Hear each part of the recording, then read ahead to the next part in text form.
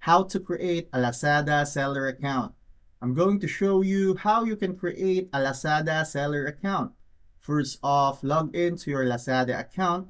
Make sure that you are verified or you have set up your Lazada wallet.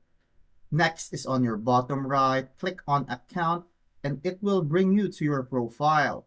From here, just scroll down and you will see a bunch of options, but somewhere on the right, look for sell on Lazada.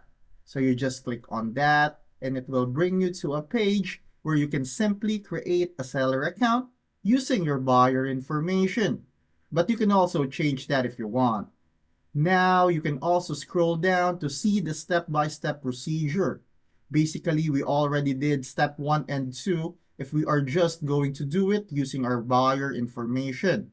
But take note of step 3. You need to submit your ID, your BIR 2303, and a bank account for you to get your earnings. And that's it. Upload products and start selling.